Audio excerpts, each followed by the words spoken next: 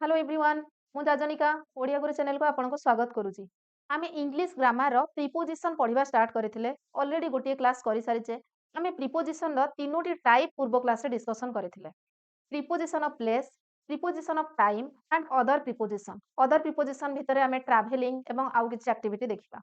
पूर्व क्लास रे आमे प्रीपोजिशन ऑफ प्लेस आरंभ करथिले एवं बहुत गुडी प्रीपोजिशन सेथिरे कवर करथिले। तार डेफिनेशन देखिले एवं से प्रीपोजिशन गुडी को केउ केउ जागा रे सब व्यवहार करा जाय विथ एग्जांपल आमे भलो भाबरे से क्लास टी को करिचे। आज हमर सेकंड क्लास। आज आगो को देखिबा आ कोन कोन अछि हमर प्रीपोजिशंस भितरे। ताहले लेट न करी स्टार्ट करिबा। चलंतु आरंभ करिबा।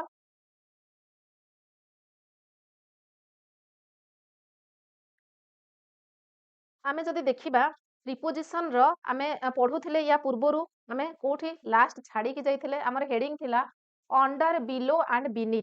ए तीनोटी वर्ड रो मीनिंग जदि ओ सेम रहुची एथिरे स्लाइटली टिके डिफरेंसेस रहुची। अंडर माने तळे, बिलो भी तळे, बीनीथ माने भी तळे। किंतु को को जगह रे आमे अंडर यूज करिबा कोठी बीनीथ एवं कोठी बिलो यूज करिबा चलंतु जानिबा। एइटा आमे पूर्व क्लास रे ऑलरेडी पढी सारिथिले जे कोनोसी गोटे फिगरेटिवली यूज करा गले सेटाकू लेस दैन जदि कम थिबो लेस दैन हेले सेठी अंडर यूज करिबा एवं ग्रेटर दैन जदि थिला आमे जोटा एग्जांपल सहित नेइथिले एबव 30 इयर से माने फॉर्म फिल अप करि परिबे नाही। सेटा एबव भी आमे यूज करि पारुथिले एवं ता सहित ओभर मध्य होउथिला। एवं अंडर आमे देखिले जोटा कि 5 कैन नॉट बी एडमिटेड 5 वर्षरु कम पिला माने कोन करिवे स्कूल एडमिशन करि परिबे नाही। तार अर्थ होउची लेस दैन जेतिकी अछि ताठारु कम। या एतिकी पर्यंत आमे देखिथिले। तापरे आगो को देखिबा सेई तार ही आमे जदि देखिबा his income per month is under 5000 rupees. आमे अंडर माने कोन जानिले जाता तळकू ताहले तार जेतिकी भी इनकम अछि ओके तार जेतिकी भी इनकम 5000 रु ता माने कम अंडर 5000 माने 5000 रु से कम दरमा पाए। ही हैज अबाउट 50 वर्कर्स पाखा पाखी 50 जन श्रमिक काम करंती अंडर हिम ता तळे अंडर हिम माने कोन ना इट शोज तार अर्थ होची इट शोज द अथॉरिटी और पावर ता माने तार तळे माने एठी कोन आमे भाबिबा जे सी ऊपरे अछि तळे सब लोक काम करचंदी सेया नहे। तार अर्थ होची सी लीडर बा सी अधिक पावरफुल तेनु ता अंडर रे किछि लोक काम करचंदी एठी तार अथॉरिटी को शो करूची एठी तार पावर को दर्शाउची। तापरे बिलो को जगह रे ताहले यूज हुए ताहले अंडर को जगह रे यूज हुए आमे जानिले जदि लेस दैन थिबो आउ कोठी यूज हुए ना अथॉरिटी पावर देखौथिले तो एई दुईटी स्थान रे अंडर रे व्यवहार करा जाय। बिलो रो व्यवहार कोठी करा जाय it means lower than below row meaning होची लोअर दैन ताहले गोटिए अपेक्षा कम जदि आमे दीटा को कंपेयर करिबा between him and her okay दी जन को भितरे कंपेयर करले ये अधिक सीए कम आमे एमती कहू दी जन को भितरे यार मार्क अधिक अछि तार कम अछि दी जन को भितरे सी अधिक चॉकलेट खाइला ये कम चॉकलेट खाइला ओके ताहले आमे लोअर दैन हायर दैन एमती कहू ताहले लोअर दैन जोठी अछि सेठी बिलो लेखा जाय सेठी बिलो यूज करा जाय। जेमती कि when the sun sets it goes below the horizon ता माने जेतेबेले सन सेट हेला सूर्यास्त जेतेबेले को हुए सेतेबेले कोन हुए ना सूर्य धीरे धीरे अस्त हुअंती it goes below the horizon धीरे धीरे सूर्य आ देखा जांते नै धीरे धीरे तळकू पळै जांती। Shall I write my name मु मो नाटी को लिखि परिबे कि कोठी बिलो द लाइन लाइन रो तळे मु मो नाटी को लिखिबी। एबे आपण कहिबे बिलो माने आमे तो हेठी देखिले अंडर भी तळे किंतु अंडर टा हमें लेस देन रे यूज करूथिले याकू हमें लोअर देन रे यूज करूचे।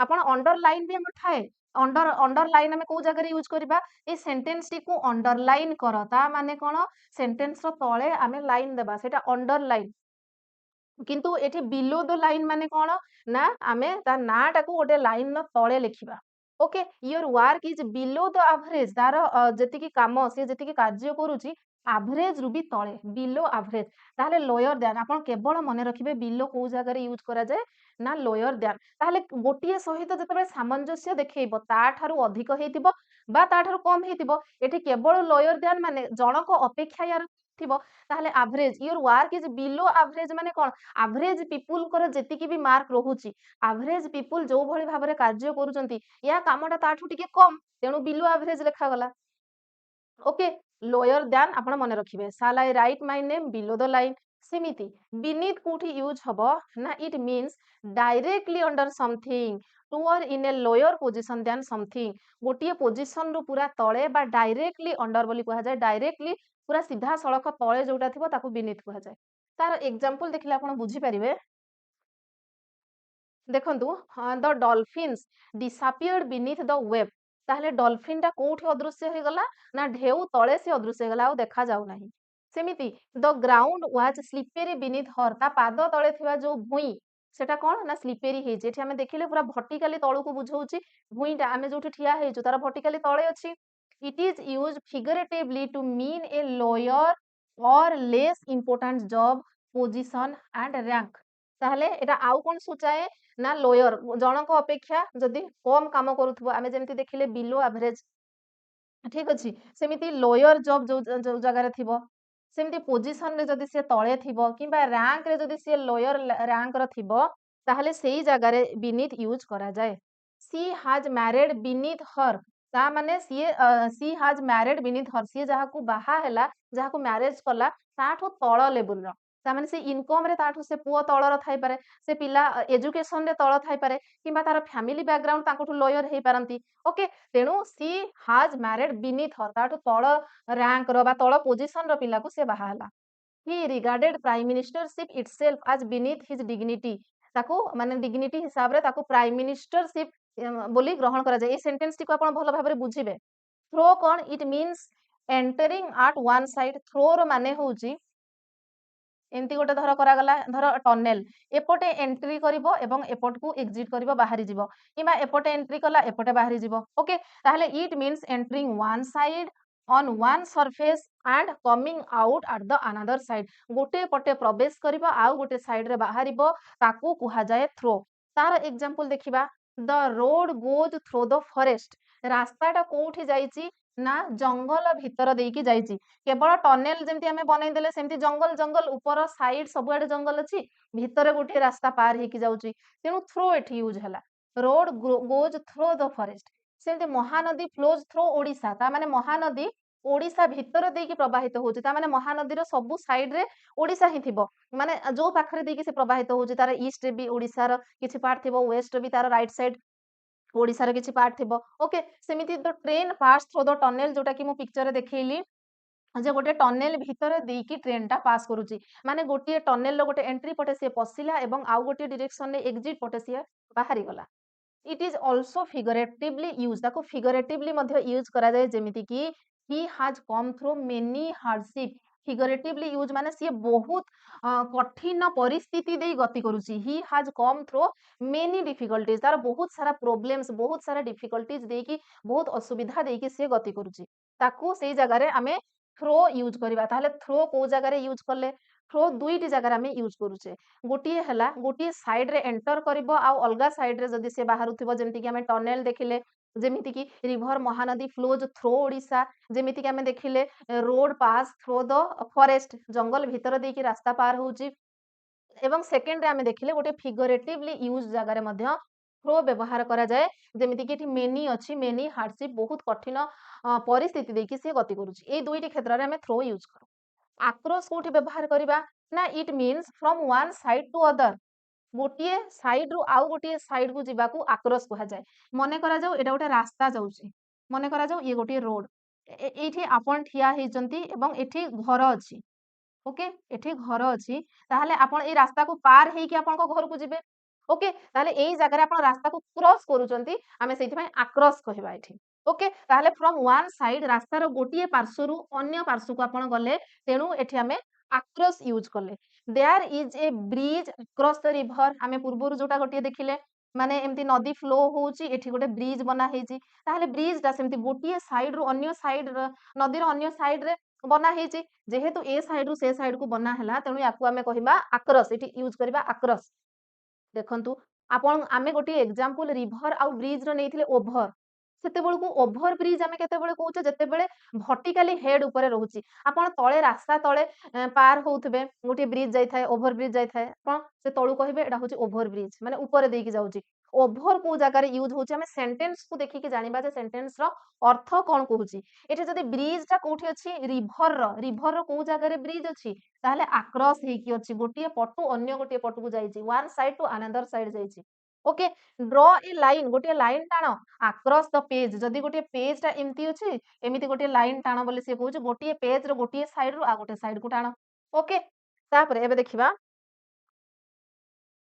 इट ऑल्सो मीन्स ये आउ गोटे क्षेत्र रे मध्य यूज करा जाए art on the other side of गोटे अलगा साइड रे जदि सुचौथबो जेमति कि the house is just across the street एटा से एका टाइप रो लागिला मु रास्ता पार करूथिली ताले से घरटा कोउठी अछि अक्रॉस द स्ट्रीट केते बेले आपण कहिबे रास्ताटा अच्छा मने करा जाऊ एटा जो रोड आमे बनेइथिले ओके एठी आमे बनेइथिले कोन घर अछि ଆପଣ ଏଇଠି ଠିଆ ହେଇଛନ୍ତି ଆମେ ଯୋଉ ପିକ୍ଚର ବନେଇଥିଲେ ସିଏ ଏବେ କଣ କହୁଛି the house is just across the street ଯେହେତୁ ଆପଣ ଏଇଠି ଅଛନ୍ତି ଏବଂ ଆପଣ ଏବେ ଏଇ ସେଣ୍ଟେନ୍ସ ଟି କହୁଛନ୍ତି ଯେ ଘରଟା କୋଉଠି ଅଛି ନା ଆକ୍ରସ୍ ଦ ମାନେ ଷ୍ଟ୍ରିଟ୍ ଅଛି ରାସ୍ତା ପାର ହେଲା ପରେ ସେପଟେ ଘର ଅଛି କିନ୍ତୁ ଆପଣ ଯଦି ଏଇଠି ନଥିବେ ଆପଣ ଯଦି ଏଇଠି ନଥିବେ ଆପଣ ମନେ କରାଯାଉ ଏପଟେ ଅଛନ୍ତି ଆପଣ ମନେ କରାଯାଉ ଏପଟେ ଅଛନ୍ତି ତାହେଲେ ଆପଣ କୋଉଠି ଘରଟା ଅଛି ବୋଲି କହିବେ ନା ଆପଣ ତ ମାନେ କଣ ନିୟର ଦ ହାଉସ ଆଉ କିଛି ଗୋଟେ ପ୍ରିପୋଜିସନ ୟୁଜ ହବ ସେଠି ଆଉ ଆକ୍ରସ ଲାଗିବନି ସିଚୁଏସନ କୁ ଦେଖିକି ସେଣ୍ଟେନ୍ସ ଟା କିଏ କହୁଛି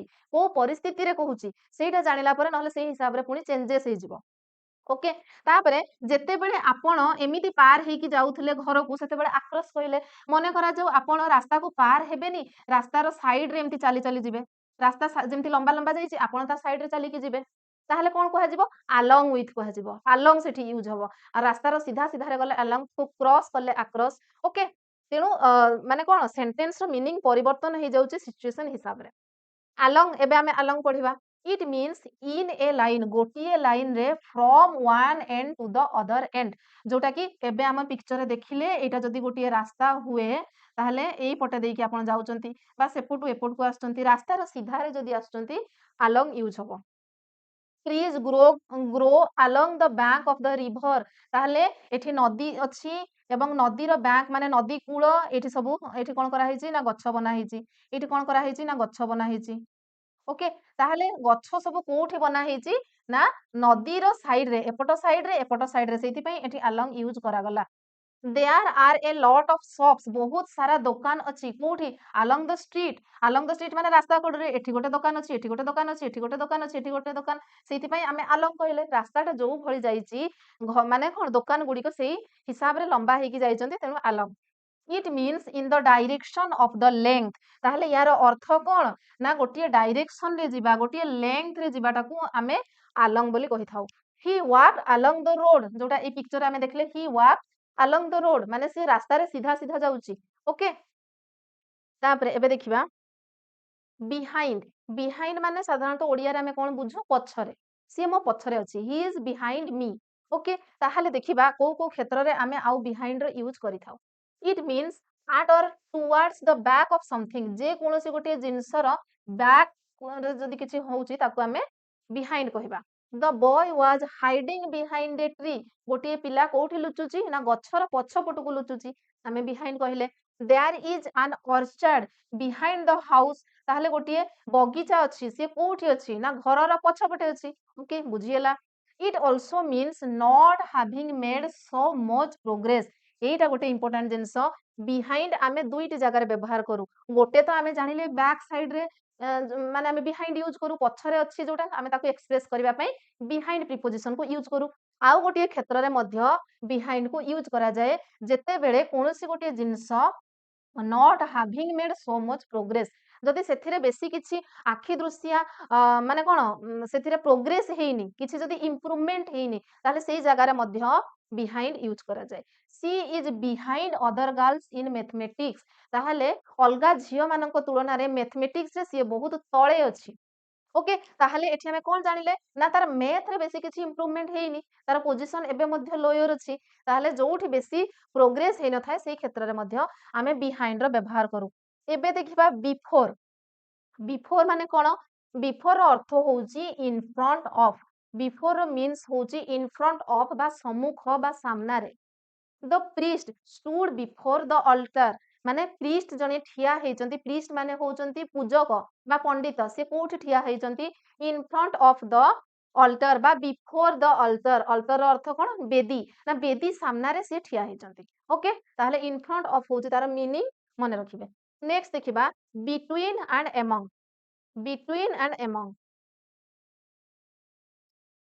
ଦେଖନ୍ତୁ ଏଇ ଦୁଇଟି ଜିନିଷକୁ ଆମେ ଏକା ସାଙ୍ଗରେ ପଢିବା। ସାଧାରଣତଃ ବିଟୱିନ୍ କୋଉ ଜାଗାରେ ବ୍ୟବହାର କରାଯାଏ ଯେତେବେଳେ ଦି ଜଣଙ୍କ ବିଷୟରେ କଥା ଆସେ।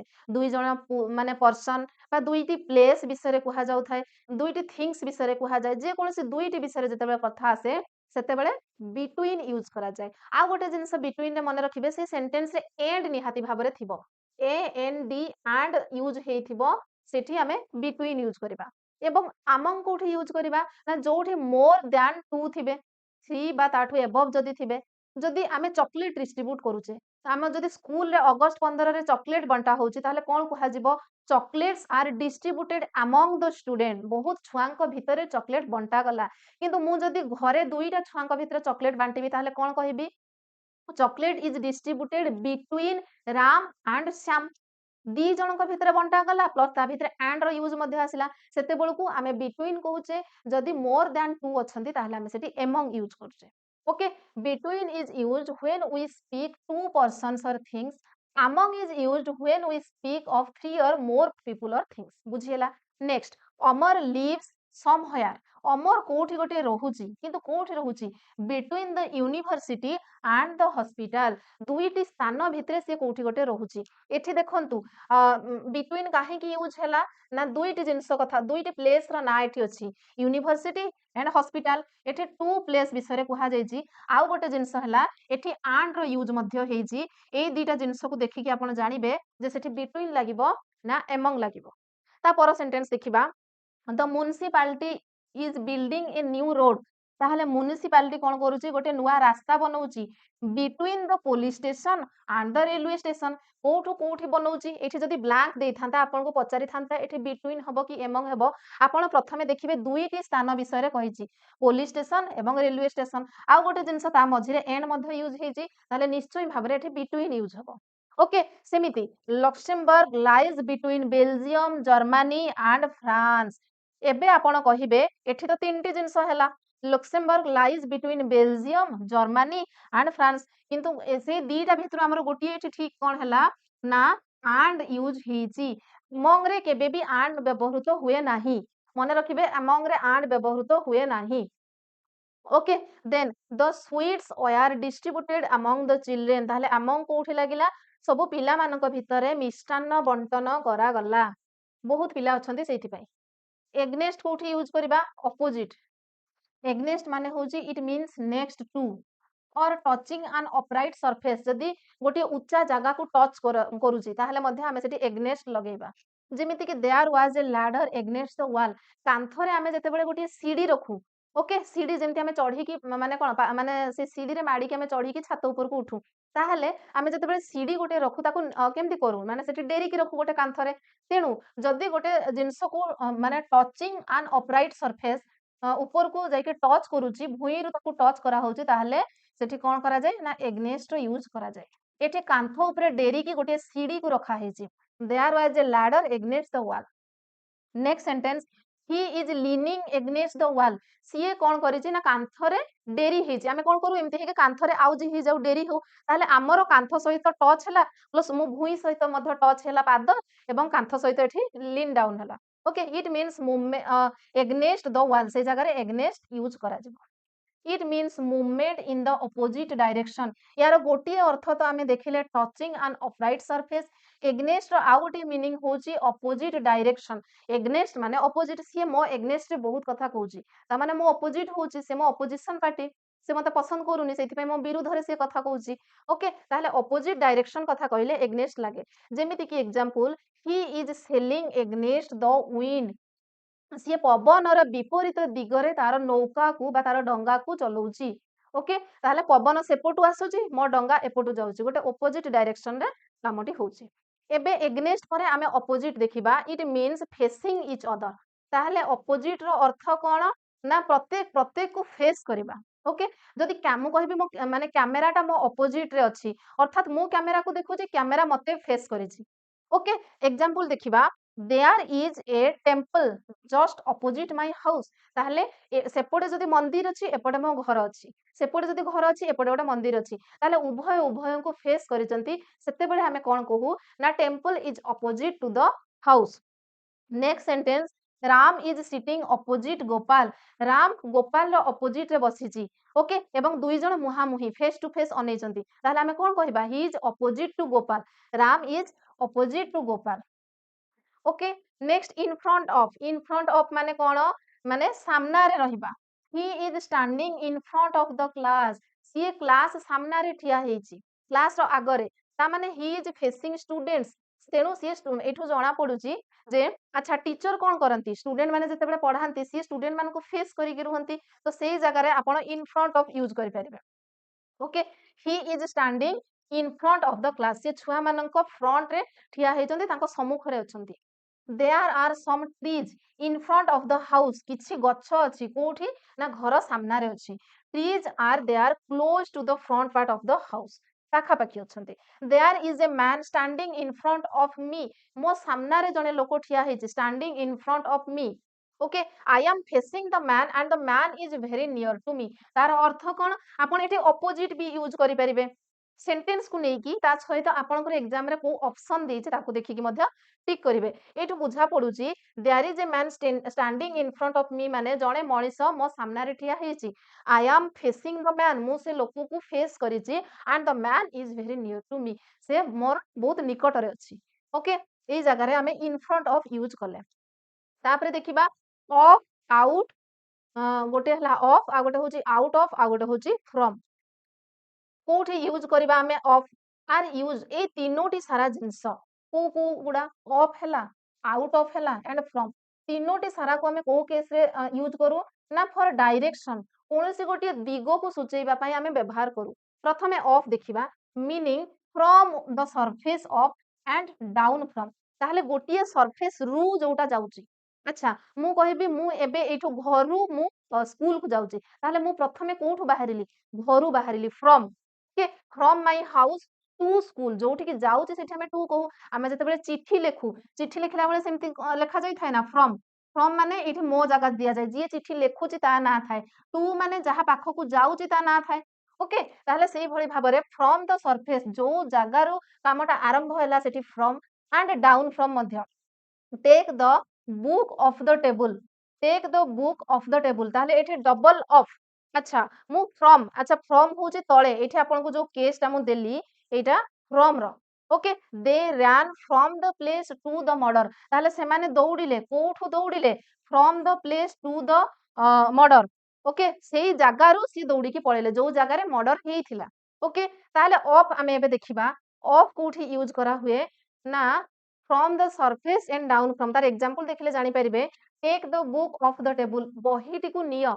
जो बहीटा की टेबुल उपरे अछि ओके ताले सेही बहीटा को तमे नेई आस ताले गोटे सरफेस रु तमे ताकू नेलो फ्रॉम द सरफेस ऑफ सेही गोटे टेबुल रो गोटे फ्लोर उपरे टेबुल रो गोटे माने कोन समतल उपरे बुक ता रखा हेतिला सेही जगह रु तमे नेलो he fell off the horse fell तापर फेल पाखरे ऑफ यूज हला फ्रॉम द हॉर्स जोटा डाउन फ्रॉम माने ऊपर तळु को पडिबा आमे ऑफ रे कोन देखिले ऑफ रे दीटा जिंस देखुचे जदी सरफेस रु गोटे जिंसटे नै जाउचे जेमति कि बुक को नेले सेमिति जदी ऊपर तळु को गोटे जिंस गळी पडुची सेठी मध्ये आमे ऑफ यूज करू जेमति कि ही फेल ऑफ द हॉर्स से घोड़ा रु तळु को पडी गला बुझिला ऑफ आमे दुईटी जगह रे यूज करूचे जदी कोनसे गोटे माने सरफेस रु गोटे जिंस जाउची किबा ऊपर तळु को गोटे जिंस पडुचे तबे ऑफ यूज करूचे सेमति आउट ऑफ कोठी यूज करा जाय it means from the interior एठी हमें देखुतले फ्रॉम द सरफेस रु जाउथला एवं आ गोटे देखले ऊपर तळु को आसुथिला किंतु फ्रॉम द इंटीरियर जदी भीतरु गोटे जिंस बाहर को आसुची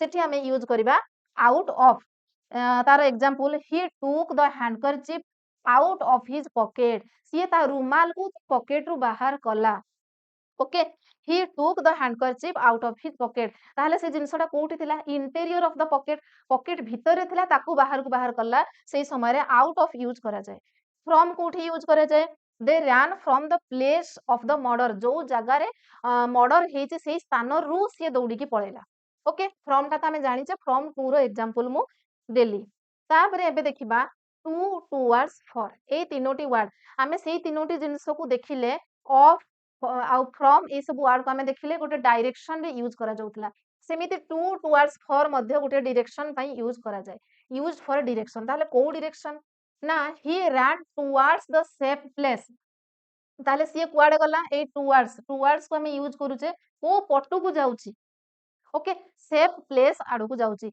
ଦୁଇଟା ଜିନିଷ ଗୋଟେ ହେଲା ଟୁ ଯୋଉଠିକି ଯାଉଛି ଟୁ ୱାର୍ଡସ୍ ଟୁ ମାନେ ଯାହା ପାଖକୁ ଯାଉଛି ଟୁ ୱାର୍ଡସ୍ ମାନେ ସେଇ ଆଡକୁ ଯାଉଛି ଓକେ ଆପଣ କହିବେ I M going to school ମୁଁ ସ୍କୁଲ କୁ ଯାଉଛି କିନ୍ତୁ ଆପଣଙ୍କର ଟାର୍ଗେଟ ସ୍କୁଲ ନଥିବ ଆପଣ ଆଉ କୁଆଡେ ଯାଉଥିବେ କିନ୍ତୁ ଆପଣ କହିଦେବେ ମୁଁ ସେଇ ସ୍କୁଲ ଆଡକୁ ଯାଉଛି ଓକେ ତାହେଲେ ଟୁୱାର୍ଡସ୍ ଦ ସ୍କୁଲ କହିବେ ତ ସେଇଭଳି ଭାବରେ ହି ran towards safe place ତା ମାନେ ଏଠି ସେଫ୍ ପ୍ଲେସ୍ କୋଉଠି ଅଛି ସେ କଣ ଜାଣିଛି ସେଫ୍ ପ୍ଲେସ୍ ଟା ଏଠି ଅଛି କି ଆଉ ଟିକେ ଦୌଡ଼ିଲା ପରେ ତାକୁ ମିଳିବ ମାନେ ଗୋଟେ କୁକୁର ତାକୁ ଗୋଡେଇଛି ସେ ବିପଦରେ ଅଛି ସେ ଦୌଡୁଛି ଗୋଟେ ସେଫ୍ ପ୍ଲେସ୍ କୁ ସେ କଣ ଜାଣିଛି ସେଫ୍ ପ୍ଲେସ୍ ଟା ଏବେ ଆସିବ କି ଆଉ 10 ମିନିଟ୍ ପରେ ଆସିବ ତେଣୁ ସେଇ ଜାଗାରେ ଟୁୱାର୍ଡସ୍ କୁ ୟୁଜ କରାଯାଏ ହି threw a ball to the children ସିଏ ଛୁଆଙ୍କୁ ଗୋଟିଏ ବଲ୍ ଫୋପାଡ଼ିଲା ତାହେଲେ ଟୁ କୋଉଠି ଆମେ ୟୁଜ କଲେ ଟୁ ଆମେ ୟୁଜ କଲେ କୋଉଠି ନା ଯାହାକୁ ଆମେ ଜିନିଷଟା ଦଉଛେ ତାହେଲେ ମୁଁ ଯଦି ବଲ୍ ଟା ଫୋପାଡ଼ିଲି ଛୁଆମାନଙ୍କ ଆଡକୁ ତାହେଲେ କାହାକୁ ମୁଁ ଦେଲି ପିଲାମାନଙ୍କୁ ଦେଲି ତାହେଲେ ଟୁ ଦ ଚିଲଡ୍ରେନ୍ ସେମିତି କିନ୍ତୁ ଏଇଠି ମନେ ରଖିବେ ଗୋଟେ ଇମ୍ପୋର୍ଟାଣ୍ଟ ଜିନିଷ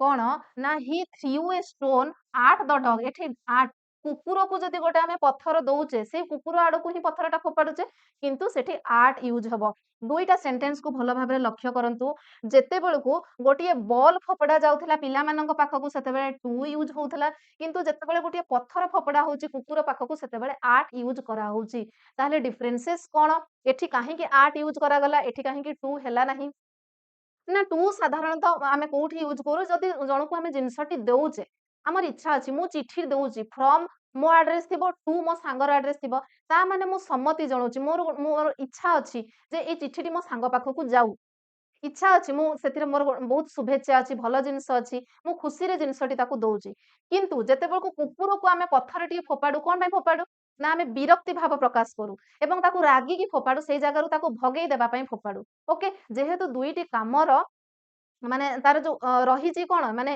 ଇଣ୍ଟରେଷ୍ଟ ଅଲଗା ଅଲଗା ସେଥିରେ ଆମେ ଖୁସିରେ ଗୋଟେ ଜିନିଷ ଦଉଛୁ ଏଠି ଗୋଟେ ବିରକ୍ତି ଭାବ ପ୍ରକାଶ କରୁଛୁ ଯେହେତୁ ତା ଭିତରେ ଯୋଉ ମୌଳିକ ଉପାଦାନ ରହିଛି ଆମର ଯୋଉ କାମ କରିବା ଉଚିତ ଆମେ କୋଉ ମନୋଭାବ ଦେଇକି କରୁଛେ ସେଇ ଦିଟା ଡିଫରେନ୍ସେସ୍ ହେଇଯାଉଛି ତେଣୁ ଏଇ ଜାଗାରେ ଟୁ ୟୁଜ ହେଲା ବେଳେ ଏଠି ଆମେ ଆର୍ଟ ୟୁଜ କଲେ ହି ଲେଫ୍ଟ ଫର ହୋମ ସିଏ ଘର ପାଇଁ ବାହାରିଲା ହି ଗୋ ଟୁ ଏଇଟା ହେଇପାରିଥାନ୍ତା କଣ ହି go to home Hi go to ହୋମ ସିଏ ଘରକୁ ହି ଗୋଜ ଟୁ ହୋମ ସିଏ ଘରକୁ ଯାଏ କିନ୍ତୁ ହି ଲେଫ୍ଟ ଫର ଯଦି ଆସିଗଲା ସିଏ ବାହାରି ଗଲାଣି ଅଲରେଡି କଣ ପାଇଁ ନା ଘର ପାଇଁ ଘରକୁ ଯିବାକୁ ସେ ବାହାରି ଗଲାଣି left for home Hi set of for London ସିଏ ଲଣ୍ଡନ ପାଇଁ ପ୍ରସ୍ତୁତ ହେଇଗଲାଣି ଲଣ୍ଡନ ମାନେ ସେଟଅପ୍ କରିଗଲାଣି ଲଣ୍ଡନ ପାଇଁ ଓକେ ତାହେଲେ ବହୁତ ଗୁଡେ ଏକ୍ସାମ୍ପଲ ଆମେ ଦେଖିଲେ ୟା ସହିତ ଆମର ପ୍ରିପୋଜିସନ ଯେତିକି ବି ଥିଲା ପ୍ଲେସ ର ଆମେ ତିନି ପ୍ରକାର ଡିସ୍କସନ କରୁଥିଲେ preposition of place preposition of time and other preposition ଏତିକି ଭିତରେ ଆମର ପ୍ରିପୋଜିସନ ଅଫ ପ୍ଲେସ କମ୍ପ୍ଲିଟ ହେଇଯାଇଛି ତାପରେ ଏଇ ରିଲେଟେଡ ଆମେ କିଛି ଏମସିକ୍ୟୁ ଡିସ୍କସନ କରିବା ତାପରେ ଆମେ ଆଗକୁ ବଢିବା ପ୍ରିପୋଜିସନ ଅଫ ଟାଇମ ଆଡକୁ ଯିବା ଯେତିକି ବି ଆମେ କଭର କଲେ ଆପଣ ଭଲ ଭାବରେ ତାକୁ ଦେଖି ନିଅନ୍ତୁ ବାର ବାର ପ୍ରାକ୍ଟିସ କରନ୍ତୁ ତାପରେ ଆମେ କ୍ୱେଶ୍ଚନ ଯେତେବେଳେ ଡିସ୍କସନ କରିବା ଆପଣ ଯେମିତି ମାକ୍ସିମମ୍ କ୍ୱେଶ୍ଚନ ଆଟେଣ୍ଡ କରିପାରିବେ ଭାବୁଛି କ୍ଲାସଟି ନିଶ୍ଚୟ ଆପଣଙ୍କ ପାଇଁ ବେନିଫିସିଆଲ ହେଇଥିବ ଯଦି ଭଲ ଲାଗିଥାଏ ଗୋଟିଏ ଲାଇକ୍ ନିଶ୍ଚୟ କରିବେ ଏବଂ ଚ୍ୟାନେଲରେ ନୂଆ ଥିଲେ ଚ୍ୟାନେଲକୁ ସବସ୍କ୍ରାଇବ ମଧ୍ୟ କରିଦେବେ ଥ୍ୟାଙ୍କ ୟୁ ଜୟ ହିନ୍ଦ ଆଣ୍ଡ ଜୟ ଜଗନ୍ନାଥ